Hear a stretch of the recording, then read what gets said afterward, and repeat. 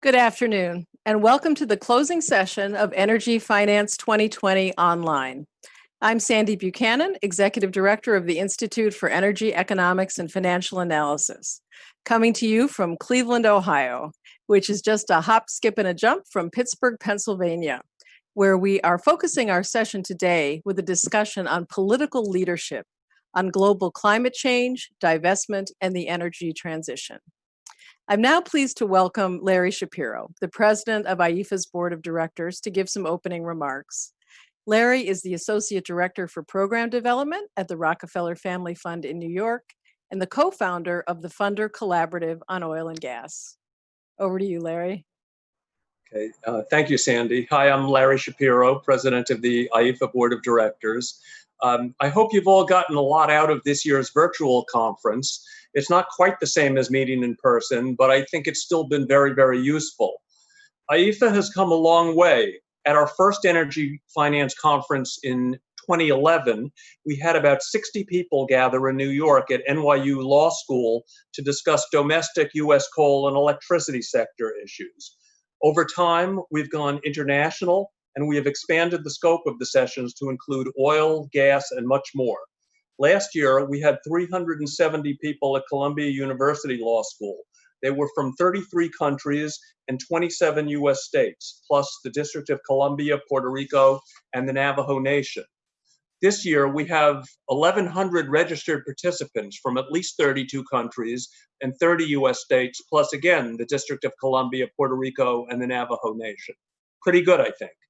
We've managed to make the IEFA conferences successful even as we've encountered a blizzard in New York and now a worldwide pandemic.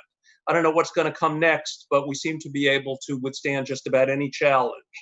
I want to thank and congratulate Sandy and the rest of the IEFA team for meeting every challenge thrown our way, including challenges that I don't see how we could possibly have anticipated.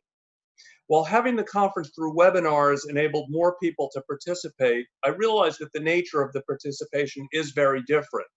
An in-person conference enables us to have a wide range of formal and informal interactions and meetings, large and small, that take place before, after, and during the conference itself.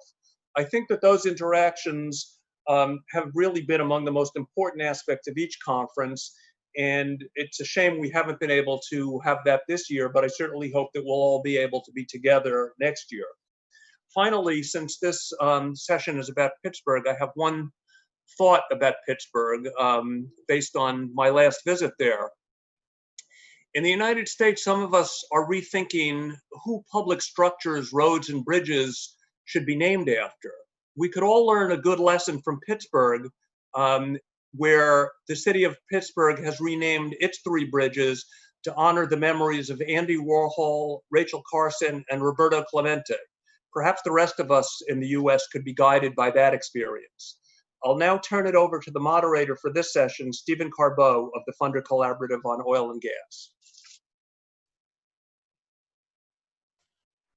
Thank you, Larry. It has really been a terrific conference and a real testament to Sandy and the whole team for making such a rich conference available in this difficult and virtual context. Welcome to the final closing session of Energy Finance 2020, Political Leadership on Global Climate Change, Development, and Energy Transition. Today, we feature Mayor Bill Peduto of Pittsburgh, Matt Mihalik of the Breathe Project, and Grant Urban, Pittsburgh's Chief Resilience Officer. Today's focus on Pittsburgh is apt. Pennsylvania has grown to become the #2 gas-producing state in the nation, sitting as it does atop the Marcellus and Utica shale formations. Much of the extracted gas comes from Western Pennsylvania, where Pittsburgh is the major metropolitan hub. As we'll hear, Pittsburgh has a history of economic transition from major industrial activity, from heavy industry and steel production.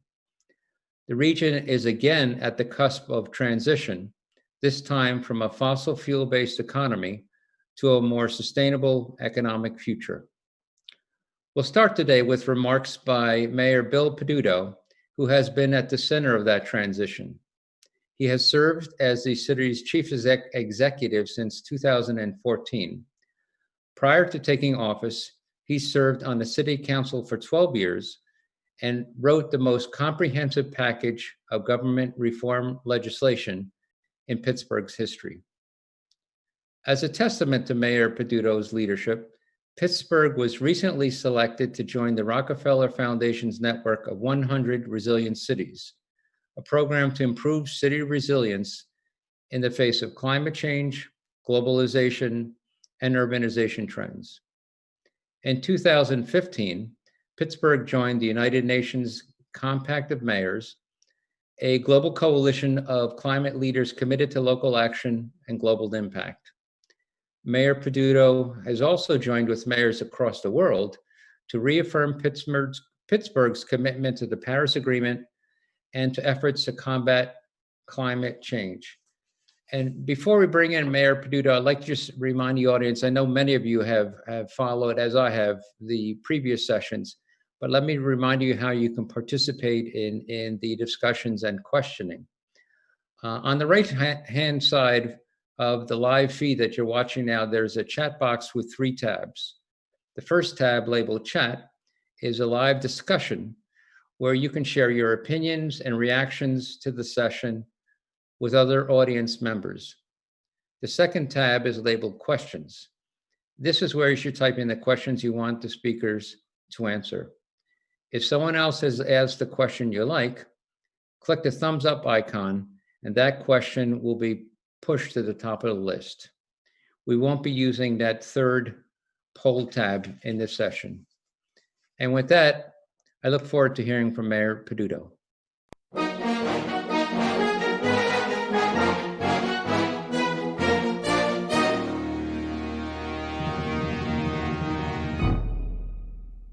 Hi, I'm Bill Peduto, the mayor of the city of Pittsburgh. When people think of Pittsburgh, they usually don't think about the environment, but there's a lot of history to our city and to being able to understand from the mistakes that we made in the past. During World War II, Pittsburgh produced more steel than Germany and Japan combined, and that came at a cost. It cost us our air and the quality of the air that we breathe. And in fact, Pittsburgh became a city where the street lights ran 24 hours a day. The pollution was so thick that you actually needed to have street lights on in the middle of the afternoon. And we paid the price in our water, in the quality of our water. And Pittsburgh became a place where it may have been productive and profitable to operate, but the quality of life was lost in that expense. And we learned from those lessons. We created one of the first public-private partnerships between the corporate leadership and the local government in order to be able to clean our air and clean our water. Decades before Congress would take up the Clean Air Act, Pittsburgh passed the first clean air laws in our nation. And together, working hand in hand with corporate leadership, we took on the challenge of our rivers, making sure first that they didn't flood our city, and secondly, that we cleaned and worked on the quality. Our native daughter, Rachel Carson, became the matriarch of the modern day environmental movement. Her book, Silent Spring, showed how the industrialization of America comes at a cost. And that cost is more than just a non-essential component of economics, but it is an actual opportunity cost that needed to be realized. And so now we stand in Pittsburgh in the 21st century, a city that was built on heavy industry, on steel, on aluminum, on the production and manufacturing of product, now is a city based upon eds and meds, a city that's based on technology and robotics and artificial intelligence. And yet those same challenges about our environment exist today. But what we realize is even more so from an economic standpoint, the importance of investing in green technology and environmental standards is now a part of our economic development strategy. Yes, Pittsburgh is the city where coal was discovered along the shores of the Monongahela River. 60 miles north, the Drake Well struck the first oil, and we sit on one of the largest resources of natural gas, the Marcellus and the Utica Shale. But at that same time, renewable jobs now outnumber those jobs in the fossil fuels. In Allegheny County, where Pittsburgh is located, is first in the state, even over Philadelphia, in the number of green jobs that we've created. Our economic past may have been a part of the fossil fuel industry, but our economic future is based upon renewable energy and creating the efficient models that are necessary in order to be able to run a city and to be able to rebuild a region.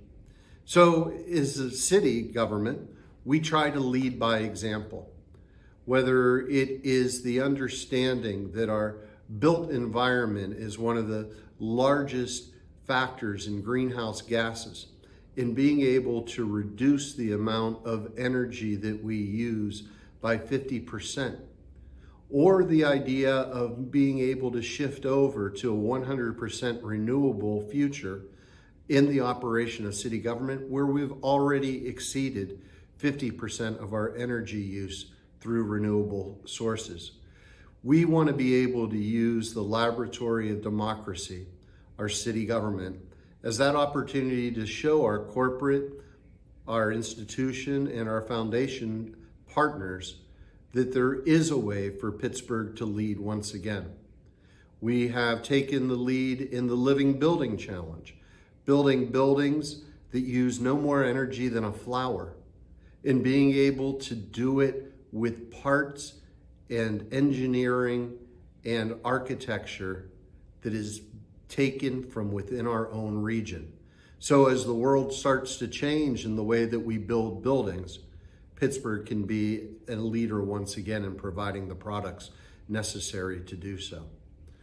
There are hundreds of examples that you can find throughout southwestern Pennsylvania and within the city's borders itself that can show the way that the future will be written.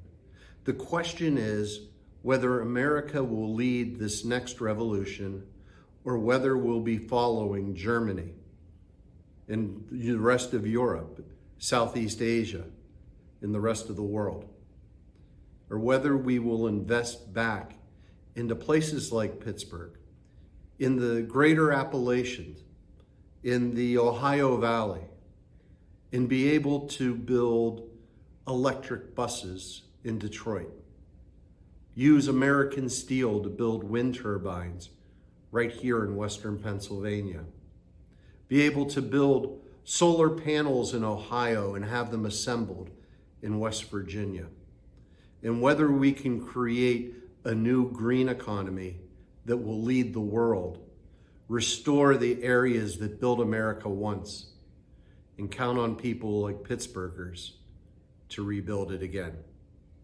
That's our challenge. That's our opportunity. That is where Pittsburgh stands and where we have stood before. It's right in front of us, and the time is now.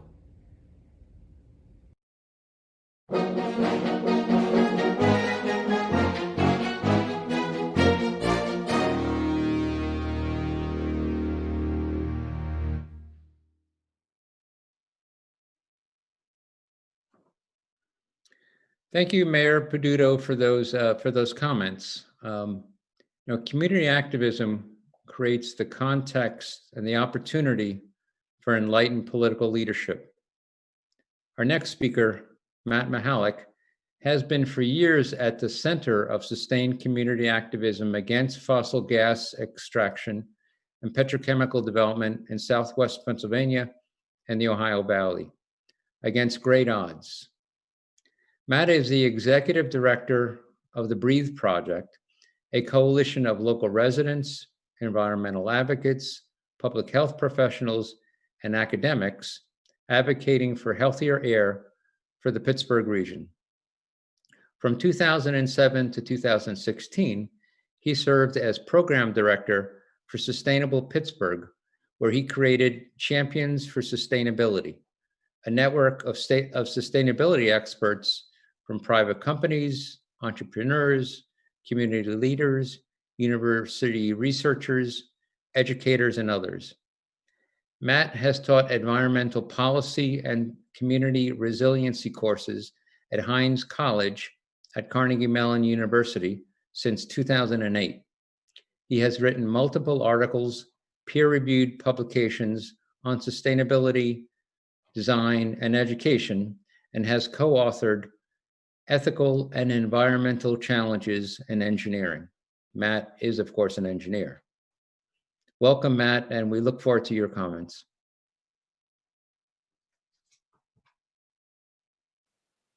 Thank you, Stephen. Appreciate being invited to speak at this conference and in this session. It's also an honor to follow Mayor Peduto and his remarks. He has made it clear the leadership challenge and advantages that the Pittsburgh region has in creating a new green economy. And it goes to show the great lengths that the city has gone to in learning lessons of the past in order to move forward. We're still in the process of addressing some of those past issues, and that's one of the reasons why the Breathe Project exists in the first place. Our air in the Pittsburgh region is at the 11th percentile nationally. In some communities, the air is worse than 97% of the country. And those come from legacy issues that we really still haven't moved past from Pittsburgh's past manufacturing history. But also, we have the petchem industry that's come into our region over the last 10 to 12, 15 years. And those challenges, especially the proposed shell plant and plastic manufacturing industry, are new challenges to our airshed and our region's health. And so the Breathe Project, which is a coalition of 42 different organizations, are all working together to try to push back on all of that. The other thing that the mayor made clear is that we're kind of at a fulcrum point, our region, of what the next 50 years will look like for southwestern Pennsylvania. If you add to the context the climate challenges that we're facing, this addressing which future narrative the region will proceed along is really a planet level impactful decision. And it's why we're going all in and trying to transition to a greener economy. Now, one of the things that we need to touch on is why we're at this fulcrum point. Now, if you go back to the 90s, or the 80s and the 90s, when the steel industry was collapsing, one of the lessons from the past was economic development leadership from that time wasn't direct and clear with union workers, people who worked in the steel industry at the time, about really what the state of their industry was and the lack of capital investment that it was part of that industry and why that industry was going away. And it was very stressful for communities and workers during that period of time. And one of the reasons why you see Pittsburgh Steeler fans in Arizona and California and Texas and even in New York, and it's from the loss of people from that period of time where that issue wasn't handled very well.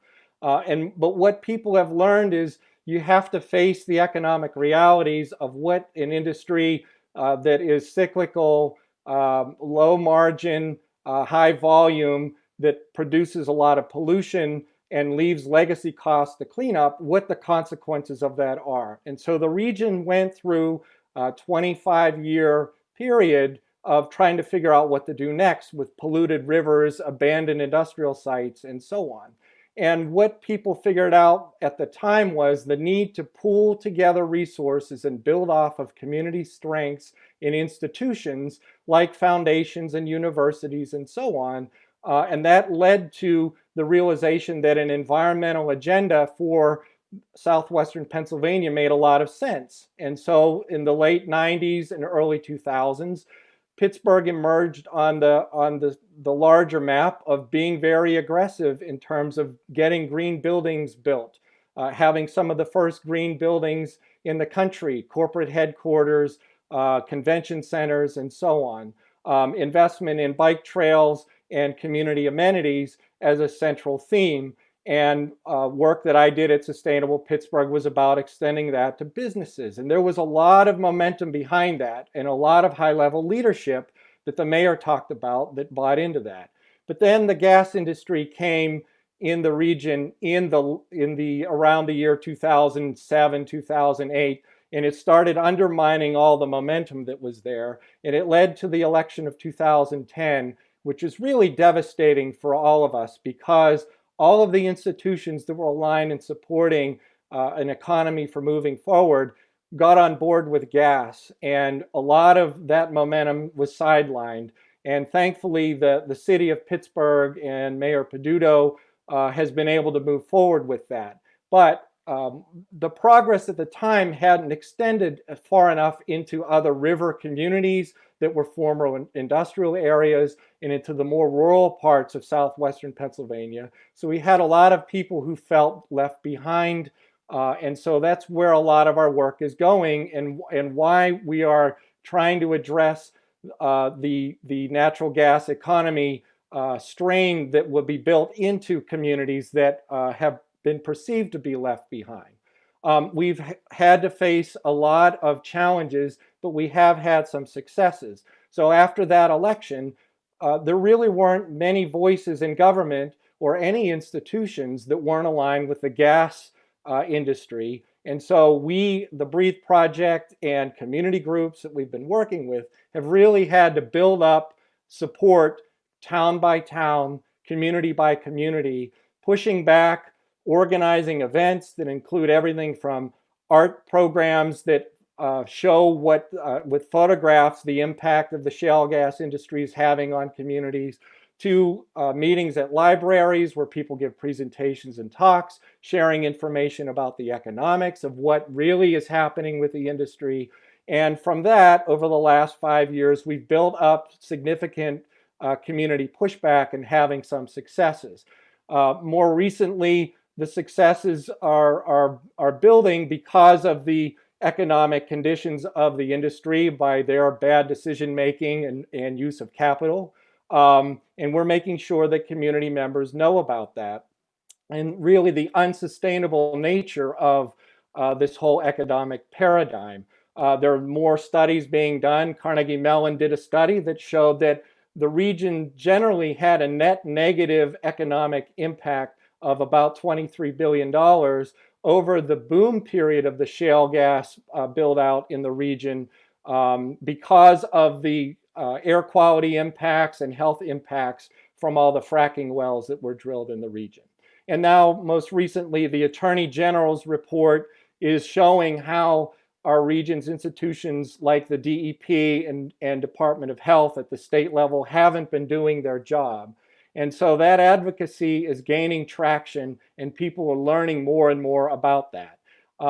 We still face significant challenges. Last week, our legislature passed a bill and the governor signed a bill that guaranteed tax breaks for petrochemical development in former industrial sites. And so the consequences of institutional capture are still present and we're still trying to push back against them. However, moving forward, what we're focusing on is the gains we've had in building up a broad network of people working together. We've made connections with people all through the Ohio River Valley that extend into Ohio and in West Virginia. We've done talks in towns there and met people from those towns, and we've learned a lot from what those folks want to see happen for the future development of their communities. We've connected with advocates from California and Texas and Louisiana, and we're all sharing information and learning from each other about how community voices can have an impact and really open up space for community leaders like Mayor Peduto to speak out more of our state legislators able to speak out, and of course, the traction that the Attorney General has made. So what we need to do going forward is we need to communicate that we are an inclusive movement that extends beyond just the urban core in the city of Pittsburgh, but all through the river valleys and the rural parts of the Ohio River Valley, and that there's economic opportunity for all of us working together in an inclusive vision that includes workers and workforces of all types. We need to embrace diversity in the workforce as well, too, which the petchem industry has not really done a good job of either for communities. And then we also need to talk about the impact of nostalgia that the oil and gas industry uses by highlighting unsustainable economic frames, and we need to move past those as well. And finally, we're building up people who actually can serve in government and in institutions, so that leaders like Mayor Peduto don't feel as alone as what some of them do right now, because there aren't enough of us in government to bolster the frame of a sustainable economic future that we want to see moving forward. So it's an honor for me to be able to talk about this today. We look forward to more questions and answers. And I'm going to pass it back to Steve. And thank you again for inviting me to speak today. Thank you, Matt. Really rich remarks, and you touched on so many themes, which I hope we'll have a chance to explore in the question and answer period. And for the question and answer period, Matt will be joined by Grant Urban, who is the Chief Resilience Officer for the City of Pittsburgh. Grant oversees the integration of sustainability and resilience into city services, programs, and policy. Drawing from environmental, community, and economic development and infrastructure policy, Grant creates innovative and sustainable solutions for local governments, community development organizations, and state agencies. And with that, we'll move into our question and answer session. And are you back with us, Matt? Let me start us off with a question for Grant. Like most major cities, Pittsburgh has substantial resources at its disposal to help shape energy policy, to lead by example, as the mayor said in his remarks. Can you tell us about Pittsburgh's plans as regards divestment in the fossil fuel sector and helping steer pension fund dollars and investments towards a sustainable energy future? Yes. Well, thanks, Steve and Matt. Great to see you. Great to be with you here. It's been a while. We really appreciate the opportunity to join the forum here. And IEFA has been a real resource for us here in the city of Pittsburgh. So it's great to share a virtual stage with you, Steve and Matt. A little bit with regards to just to frame out kind of our role with the conversations around fossil fuel divestment is that going back about 4 or 5 years ago, Pittsburgh went through a community process of developing the Pittsburgh Climate Action Plan, or what we call it PCAP 3.0. And building on kind of the foundations of prior plans, one of the major things that we looked into is the development of a divestment strategy for the city's pension resources, understanding that the capital that we invest into pension funds is a significant amount of resources, and ultimately one of the largest investments that we can make in fostering a just transition. We have subsequently kind of taken advisement of a lot of different organizations and agencies, and we're currently in the process of working with the Pittsburgh Pension Board on developing an ESG strategy, effectively going beyond really kind of just looking at divesting from fossil fuels, but including in that social and governance measures as well as those environmental, to think about how we can make better investments with regards to those assets, not just from a financial and fiduciary standpoint, but also how we can leverage additional community benefit in southwestern Pennsylvania and the near region. So that is one of the critical things that we're currently involved in right now. working hand in hand with the pension board members, which is made up of, Pittsburgh city employees. And I think that's probably one of the most heartening pieces of the work, is that it's the employees of the city of Pittsburgh that are making this statement with regards to environmental, social, and governance determinations. Thank you, Grant. A quick follow-up. What are some of the most promising climate and energy projects and investments that you're seeing in Southwest Pennsylvania and the Ohio Valley region? And what are the challenges and opportunities for greater capital investment, be they from the private or from the public sector? Yeah. So what I would start with, and to kind of frame an answer for that question, is in the Pittsburgh Climate Action Plan, one of the things that we did in developing that strategy was a great deal of modeling in terms of understanding both the energy sector as well as how energy is being consumed and where carbon emissions are coming from and being effectively impacting the community.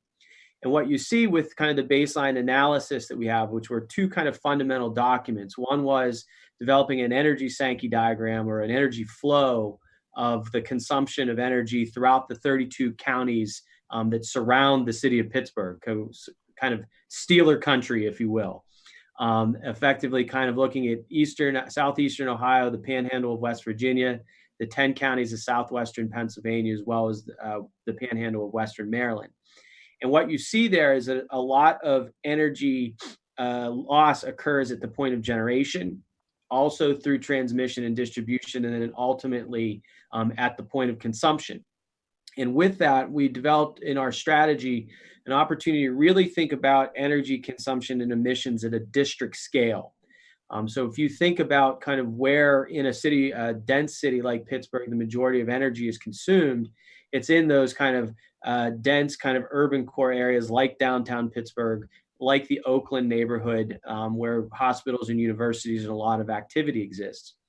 And that foundation is really kind of found in our emissions inventory. So about 80% of emissions is within the building sector, and then about 18 to 19% is in the transportation sector. And what that leads you to is to a couple of really focused and what we'll call kind of surgical strategies. So really thinking about energy efficiency first. So how do you optimize the consumption of energy within our buildings? And then also really thinking in the transportation sector about kind of three things: mode shift, fuel shift, and also how you build and design the built environment. And so with that, what you start to see is some really kind of opportunities that exist, that we kind of followed up with a third study that we worked with Siemens on developing, called the City Performance Tool. And what we see with that is that in opportunities like energy efficiency in buildings, transitioning to clean and renewable energy, district heating systems, both in terms of the delivery of hot water and steam and chilled water, as well as microgrid technologies, we have the opportunity to transition how that energy is generated and distributed to more renewable and clean sources. So that is really a couple of the places where we're now starting to see opportunities for procurement and driving the market. So now you'll see more and more opportunities in wind, solar, district heating in southwestern Pennsylvania as kind of opportunities and projects, as well as kind of those opportunities with mode shift and fuel shift. So we've been able to start to transition to electrify vehicles in our fleet. Likewise, the Port Authority of Allegheny County, you've seen them now start to purchase electric buses. And you've also seen kind of the advent of more bicycle and pedestrian infrastructure. And this now starts to change the transportation sector. So these are kind of areas that you see really high growth opportunity, I think, from an investment standpoint, because we're starting to create the architecture underneath of it. With regards to kind of your question around challenges, that's really kind of the big nut that we're trying to crack, I think, right now, in terms of matching these opportunities with both kind of private and public capital, and ultimately kind of driving them forward. A lot of it really exists right now into what I call kind of the first pipe cost. connecting a district heating plant with a new development, or laying conduit for electric vehicle charging. And these are some of the things that we're working on currently to try to both build that capacity internally, but also create the policy environment that allows private actors in the development cycle to also deploy these types of technologies. That's great. Thank you, Grant. Well, let me bring Matt into the conversation here.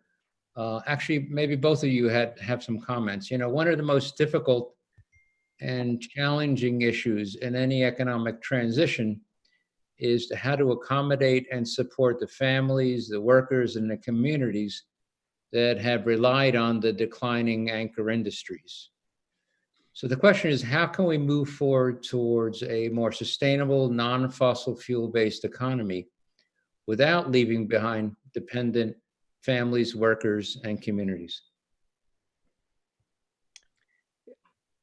You want to go, Matt? Or you want to start us off, Matt? Yeah, thanks. So there's a lot to that question, an awful lot to that. And there are a couple of layers to an answer. One is just stop misleading people who work in those industries with the nature of the economic model that undergirds it.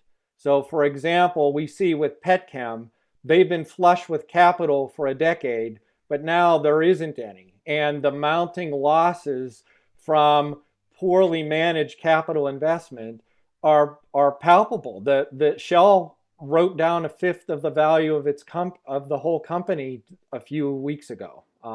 That EQT, lost $1.2 billion last year and sold off its assets in Marcellus Shale. Same way with Chevron, $6 billion in losses. So one is to get away from this very cyclical way in which capital finds its way to communities, boosts things for a short period of time, and then collapses. That produces a lot of stress on communities and also makes it unclear where that investment will be there for the long haul. So get away from the notion that these are sustainable jobs and family sustaining jobs in the first place. And so the answer is to redirect investment to industries that are more sustainable, that are higher up on the value chain, or align more with the institutions and opportunities that exist in communities. So that, you heard Grant talk about investing in electric buses. That works for an urban community where there's a transportation system.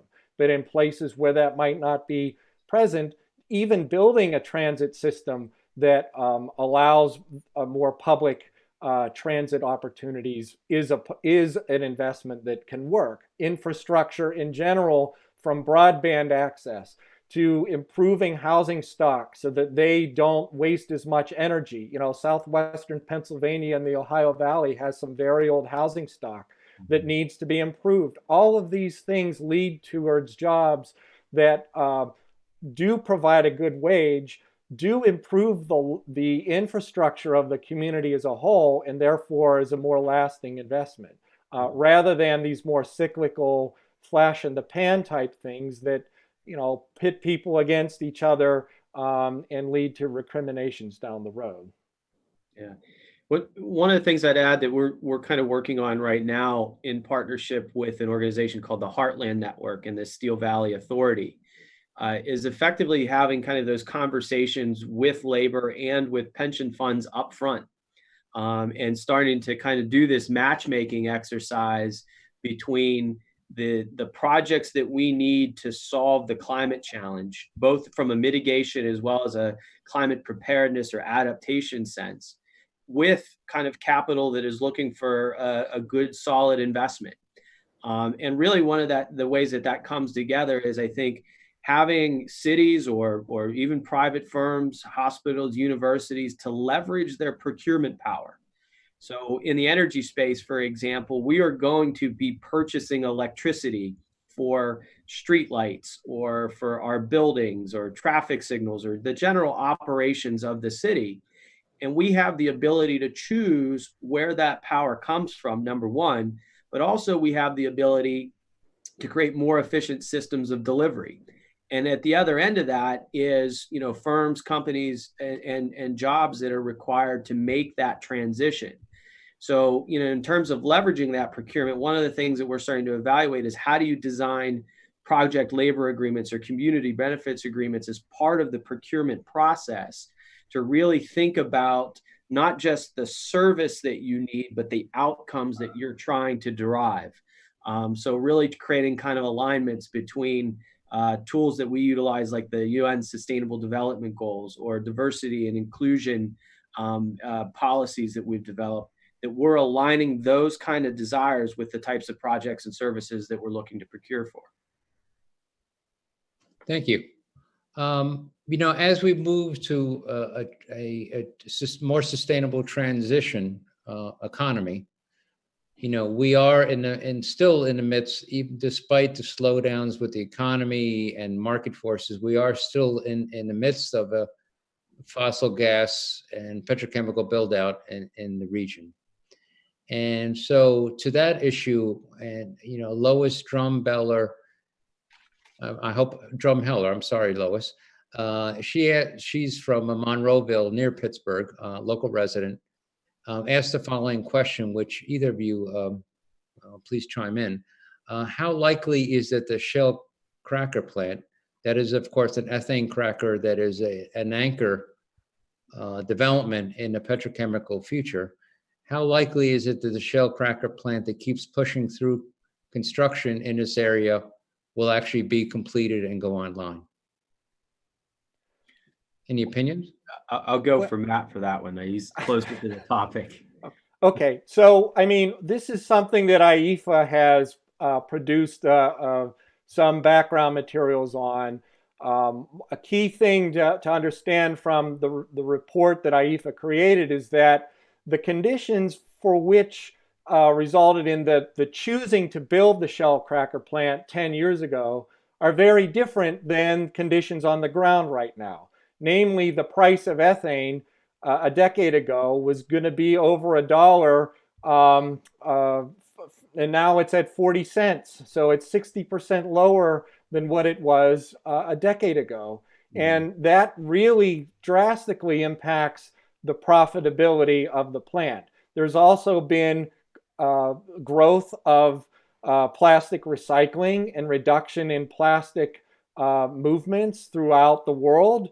And so the demand for plastic looks very different now than what it did when that Shell plant was planned and designed.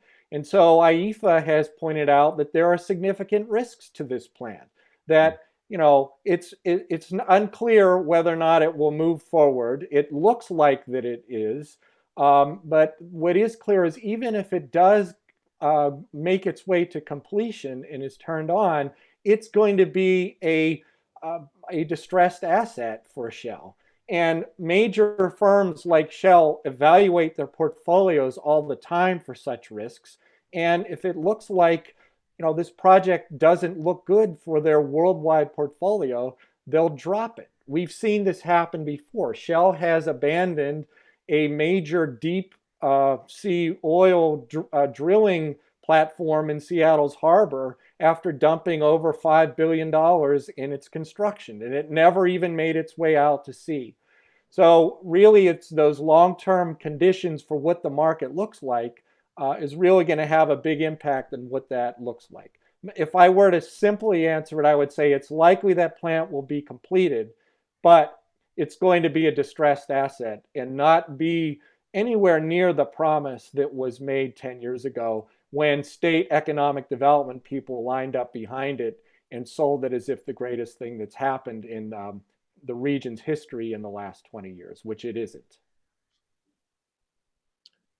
Thank you, Matt. Here's a question from Gillian Graber, who's the executive director of the Protect Penn Trafford. Again, sorry for the pronunciations, Gillian. The Allegheny County Retirement System is now having to sue Energy Transfer Partner, the developer of the Mariner East Pipeline, which is a major pipeline moving towards eastern Pennsylvania, In a class action lawsuit due to the loss of financial investment because of false and misleading statements, bribery and improper permitting and delays, and the controversy with the project. What would either of you say to investors that are starting to see the same thing in their investment portfolios? I mean, one of the things that's been interesting is we've done our research with the Pittsburgh Pension Fund, is that over the course of time, and this kind of speaks a little bit to what Matt was saying about Shell's decisions, frankly, is that a lot of our investments in fossil fuels have diminished significantly.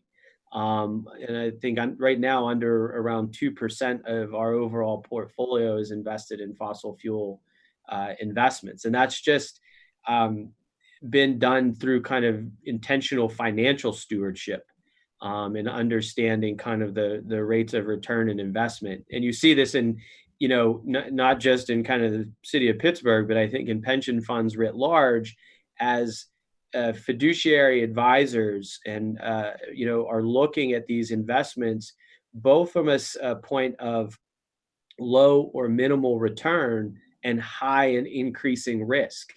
So when I first got involved, for example, with kind of the evaluations of the pension fund, I had it with kind of an environmental lens.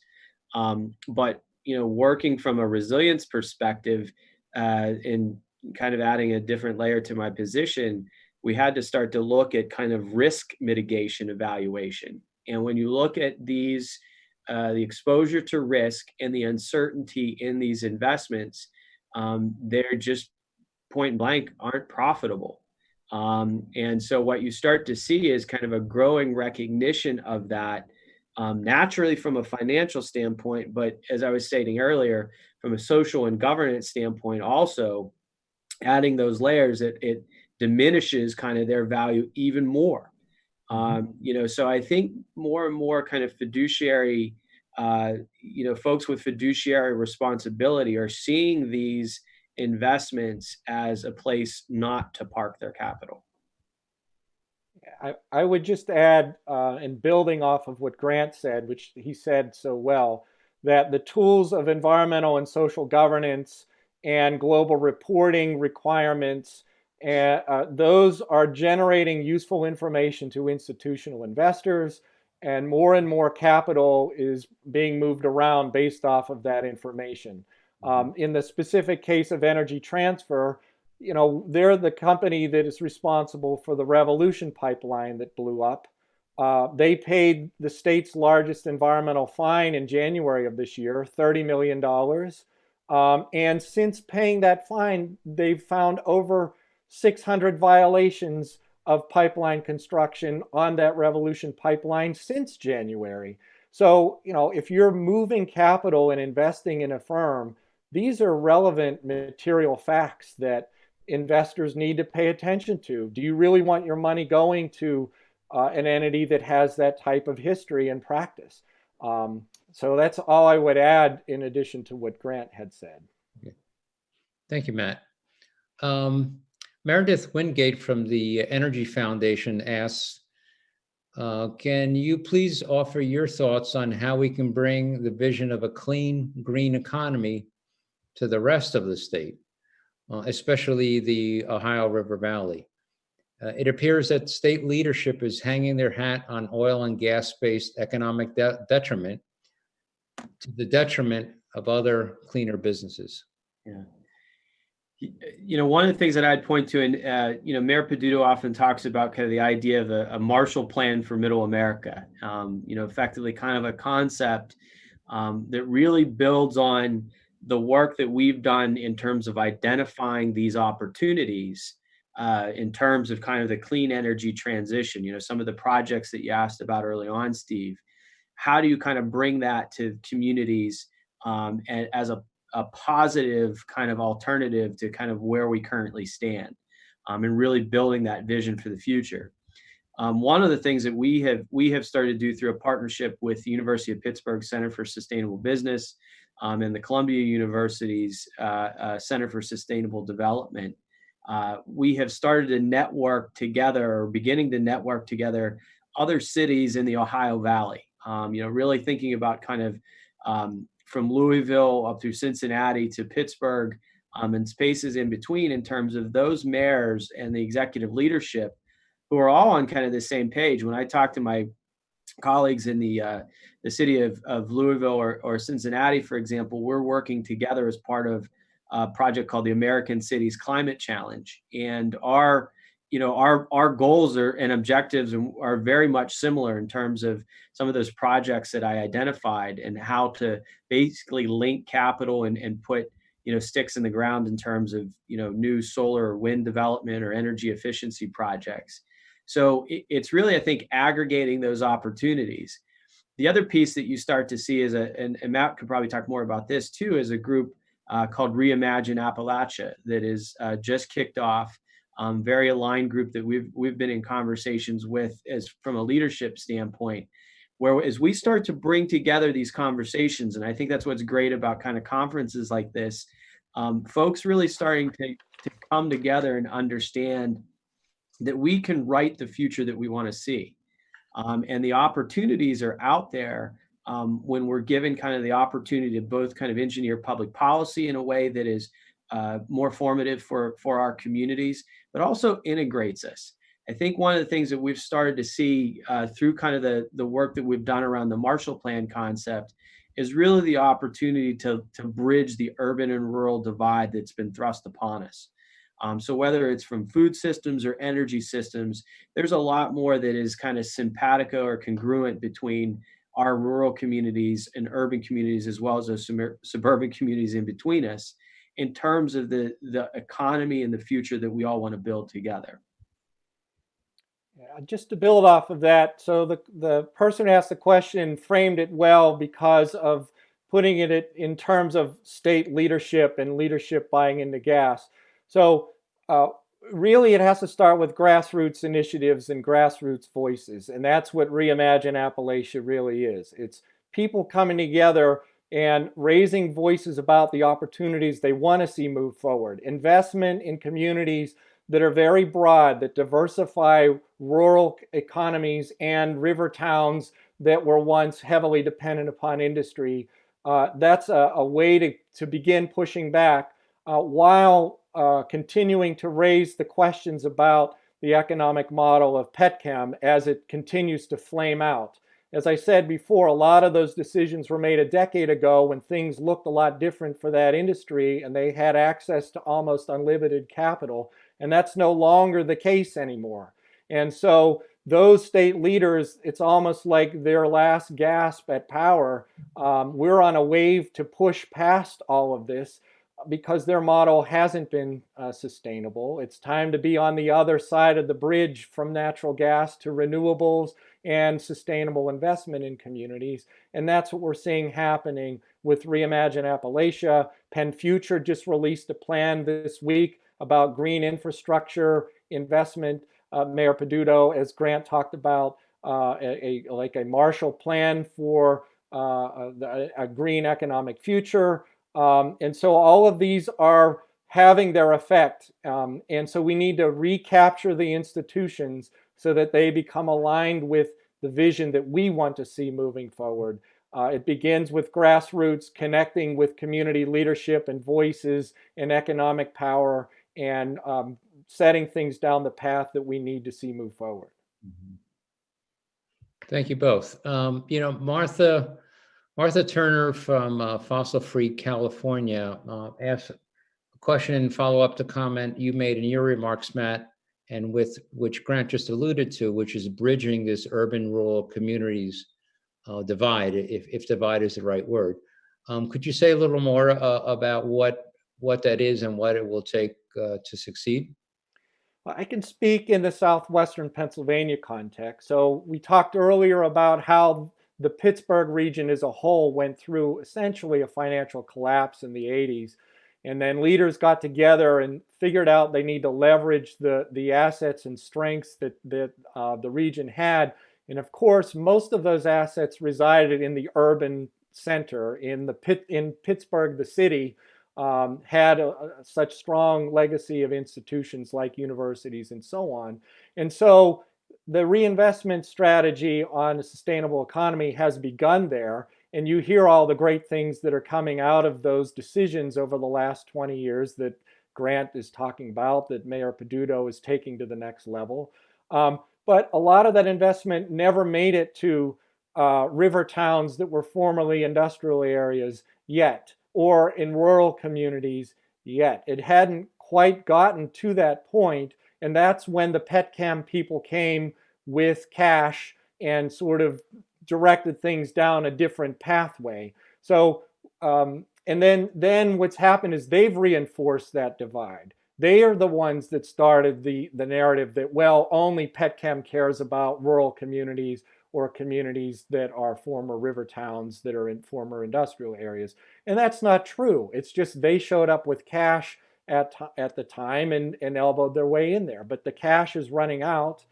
We see the environmental destruction already happening with pipeline constructions and so on, and health impacts, neglect of people's health with the workers that have been forced on buses and heading back to the Shell plant to work early.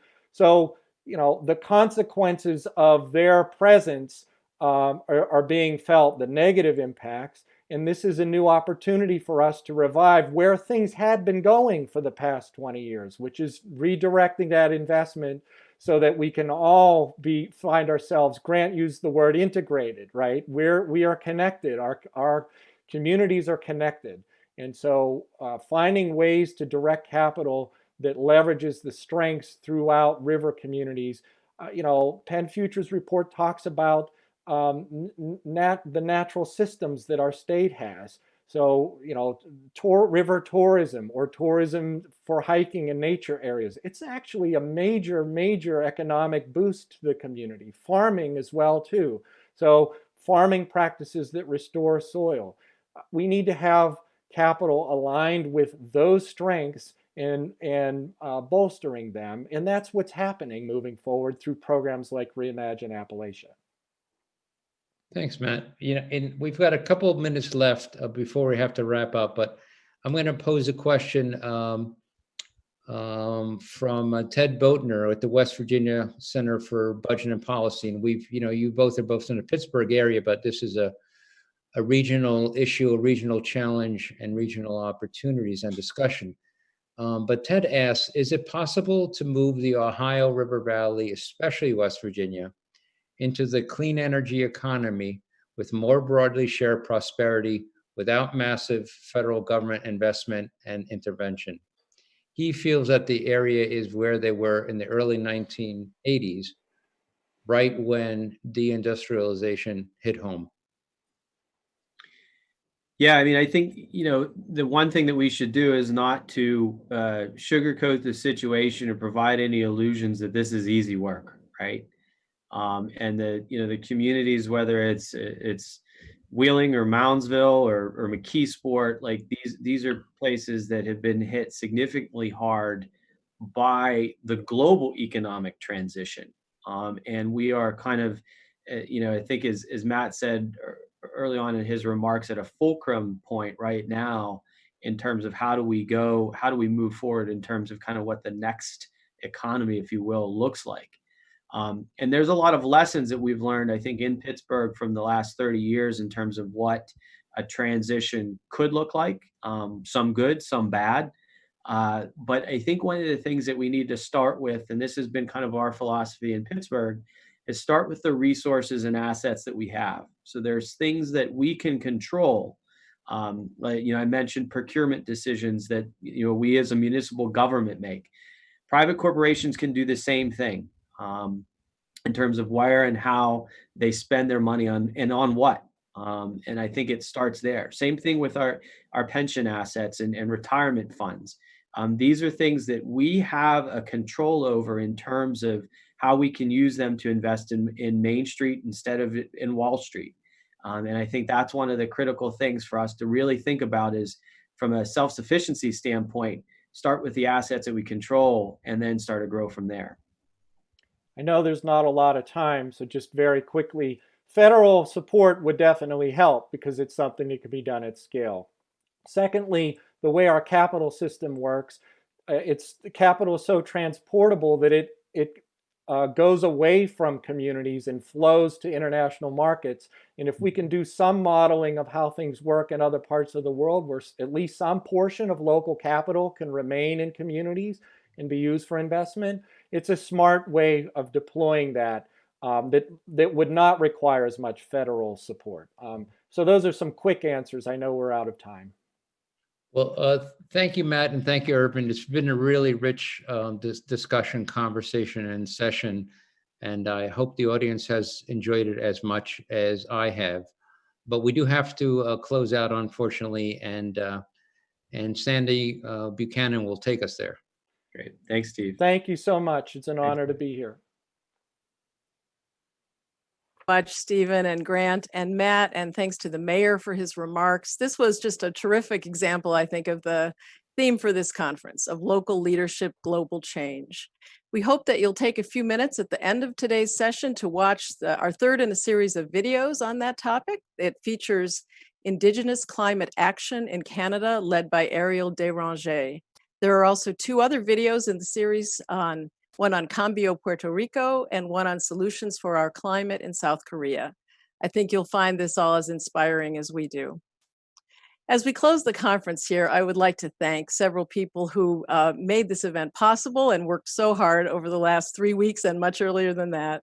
The first is our wonderful group of speakers and moderators who joined this new format very deftly and graciously.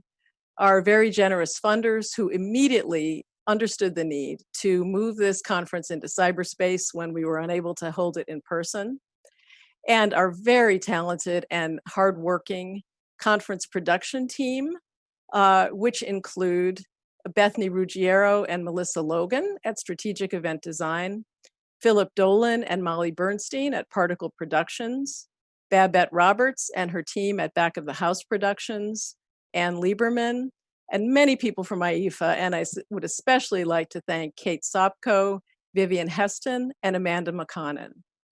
We are so pleased that you could all join us for this conference, and we hope that you'll take a few minutes to fill out the survey, which you'll receive in your email, to give us your feedback on how we can improve things in the future and what you thought about this year's event.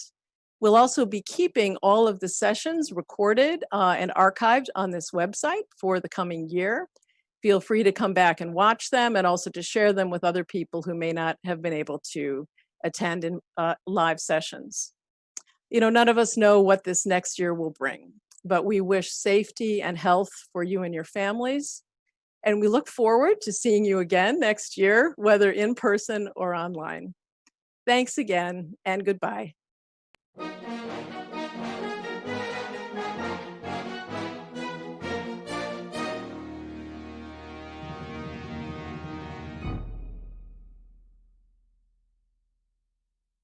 Eklanete dene sotlaneta Arieltsa Ekwe Hushe Deranger Betsiani Hesli. My name is Arieltsa Ekwe Deranger, and I'm a member of the Athabasca Chippewan First Nation and the Executive Director and co-founder of Indigenous Climate Action. Indigenous Climate Action is Canada's first Indigenous-led climate justice organization. And the mandate and the vision of our organization is to empower and inspire Indigenous communities to be sovereign and self-determining nations and building their own Indigenous-led climate action strategies across the country. One of the most compounding and intersectional issues in social justice is climate justice. And in Canada, or so-called Canada, there are many Indigenous peoples working on issues that could support climate solutions, but are often not looked at or supported in that way. So how do we look at Indigenous climate action as viable solutions for tomorrow? We have unique rights of Indigenous peoples that have been defined under the United Nations Declaration on the Rights of Indigenous Peoples, which looks at our collective rights as communities, but also our collective rights in relationship with the natural world. And so Indigenous rights come with their own very tangible connection to ecosystems, landscapes, and places in which we have come from. The word dene in my language, when you break it down in its root form, means to flow from the land. So we have these unique systems, but those systems and values haven't been included in the way that we look to frame economic systems, systems of modern governance, education, and so on and so forth. And as the climate disaster has increased, so have many of the injustices towards Indigenous peoples. Not being able to access clean, healthy water because many of our communities are still connected to the land. My community, the Athabasca Chippewa First Nation, until about 30 years ago was 80% subsistence. 80% subsistence. And the only reason that number has decreased is because of the imposition of oil and gas projects within our territory and the contamination and degradation to our ecosystems, making those subsistence foods unsafe to eat. I grew up in the boreal forest, so we were very land-based people. When I was a kid, 70% of our food came from the land. So we ate, wild chickens, rabbits, ducks, deer, moose. We also picked a lot of berries. And our water. We got our water from the ground. I'll never forget how clean and fresh and cold that water was. Experiencing the changes, being really land-based, to all of a sudden we have water being hauled to us, this treated water that tasted like bleach. I understood that there was changes happening. So Indigenous climate action was really born out of this need from Indigenous communities to see themselves as a part of addressing the climate crisis. For about 15 years, I was working within the environmental and climate justice movement in so-called North America. And there weren't a lot of Indigenous peoples leading these conversations, participating in these conversations. And yet our communities were often asked to give words or share their knowledge. But they weren't being included at some of the highest levels of discussions, but rather we were just there to talk about how bad climate change was for us. It's kind of like that sort of victimization model. And so in 2015, I leaned on a lot of friends and allies, put together an advisory council, and formed the first inaugural meeting for Indigenous climate action in January of 2016, which brought together about 150 Indigenous representatives from across the nation to discuss climate change with some of the leading Indigenous voices in climate justice, like Tom Goldtooth, Art Manuel, Winona LaDuke, Ellen Gabriel, Chief Stuart Phillip, all these really incredible voices that have been participating in the UN Forum Convention on Climate Change, that have been participating in many UN dialogues, as well as national and regional policies on climate change, to show folks we are a part of the conversation and we do have value in these conversations. At the end of 2017, it became like a full-fledged organization, because between 2015 and 2017, it was all volunteer. I had another full-time job and I was doing it off the side of my desk. I took a leap of faith. I quit my job where I was working for my First Nation, and I decided to help steer the ship of what has now become Indigenous climate action. Ariel is one of the most powerful people that I've gotten the pleasure of meeting in my life. I met Ariel a few years ago at the Indigenous Climate Action gathering that we had out in Cold Lake First Nations, where I'm from. We really got to know each other when we went to Ecuador together to bear witness to the Wadani case to protect 500,000 acres of Amazon rainforest. 5% of the global population is Indigenous peoples, but we protect and steward 80% of the world's biodiversity. We are the protectors of the land.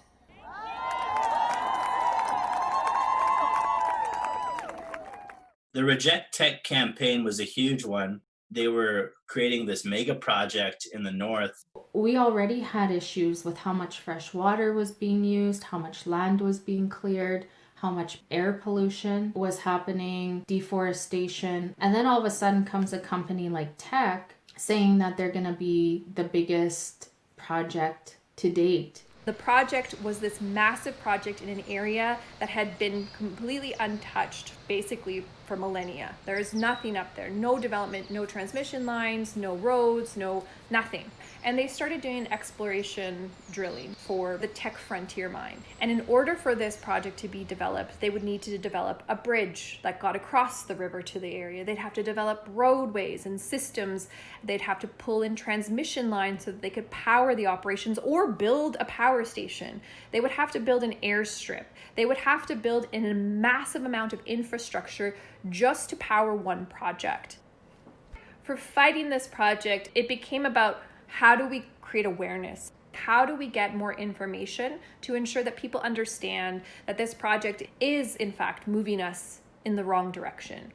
When we can take information from institutions like IEFA, bring them to the table and say, this isn't just about us being angry that we can't hunt, fish, and trap, but this is about a project that is not economically viable and that is being criticized as part of an international movement that we need to move away from fossil fuels, period. End of story. Like, these are our allies in this movement. And so we took it upon ourselves to make tech one of the biggest issues of the UN COP meeting. So the UNFCCC COP 25 in Madrid. We ran this campaign at the COP. We called it Reject Tech. We asked Canada to reject the Joint Review Panel recommendation to approve the project, and ran this campaign for a few months. There was a lot happening, and we were really trying to figure out the different ways that the minister might take it. If he was to approve, if he was to deny, and if he was to approve with conditions. We were thinking about trying to head out to Ottawa and do some lobbying. There's plans underway for different kinds of direct action. We saw the group Extinction Rebellion do a National Day of Actions. There were protests happening all over the place. People were pretty upset about this project. And as Canada continued to sit on whether or not they were going to approve, Tech came forward and just said, you know what? We're going to reject ourselves because they realized that, in fact, just like many of the IEFA reports had stated and other reports, that this was not an economically smart investment, that this was a project that had a lot of contention around it, and that it was no longer in their best interest to move forward with the project, and the project was canceled. That pristine forest up there is going to be pristine for a lot longer now. So that's a beautiful thing. There's just so much knowledge we have because we are in the communities on the water all the time, not just to go for a hiking trip or a camping trip. We live there, so we know the land and the history of the land.